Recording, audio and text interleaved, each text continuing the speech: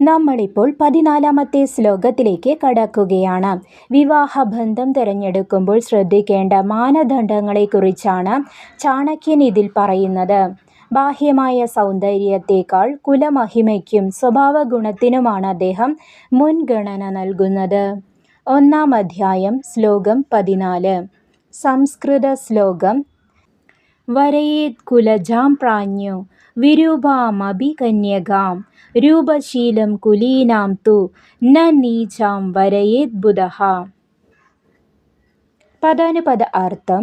വരയേത് വിവാഹം കഴിക്കണം, തെരഞ്ഞെടുക്കണം. കുലജാം ഉത്തമമായ കുടുംബത്തിൽ ജനിച്ചവളെ. പ്രാജ്ഞഃ ബുദ്ധിമാനായ പുരുഷൻ. വിരൂപാം അഭി സൗന്ദര്യം കുറഞ്ഞവളായാൽ പോലും. കന്യകാം പെൺകുട്ടിയെ. രൂപശീലാം രൂപലാവണ്യം ഉള്ളവളായാൽ പോലും.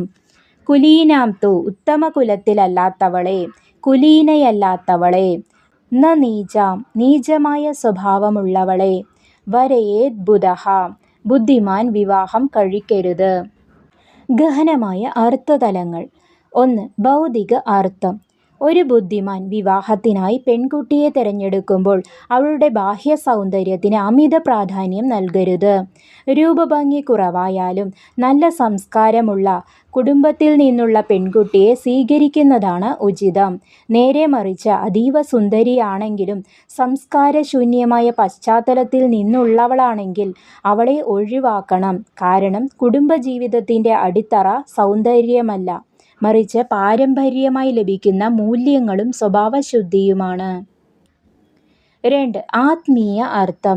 ഇവിടെ വിവാഹം എന്നത് നമ്മുടെ ബുദ്ധി അഥവാ പ്രാജ്ഞ ഒരു ആശയത്തെയോ ലക്ഷ്യത്തെയോ സ്വീകരിക്കുന്നതിനെ സൂചിപ്പിക്കുന്നു. ആത്മീയമായി നോക്കിയാൽ ആകർഷകമായി തോന്നുന്ന അഥവാ സുന്ദരിയായ അധർമ്മമായ കാര്യത്തേക്കാൾ കാഴ്ചയിൽ ലളിതമെങ്കിലും ധർമ്മനിഷ്ഠമായ കുലജാം മാർഗങ്ങൾ തിരഞ്ഞെടുക്കുന്നതാണ് ശ്രേണീകരം. പുറമേ കാണുന്ന തിളക്കത്തേക്കാൾ ഉള്ളിലെ ശുദ്ധിക്കാണ് പ്രാധാന്യം. നമുക്ക് ലഭിക്കുന്ന ഉപദേശം. ബാഹ്യമായ ആകർഷണങ്ങൾ ഫിസിക്കൽ ബ്യൂട്ടി ഓർ വെൽത്ത് താൽക്കാലികമാണ്. എന്നാൽ ഒരുവളുടെ സ്വഭാവവും വളർന്നു വന്ന സാഹചര്യവും ജീവിതകാലം മുഴുവൻ നിലനിൽക്കുന്നതാണ്.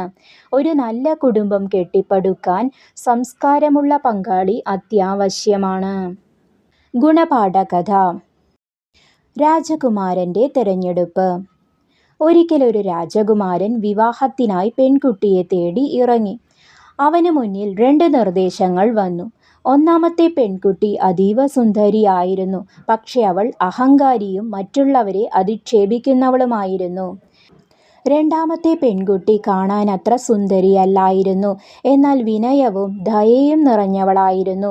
അവൾ വളർന്നത് പണ്ഡിതന്മാരും സജ്ജനങ്ങളും നിറഞ്ഞൊരു കുടുംബത്തിലായിരുന്നു.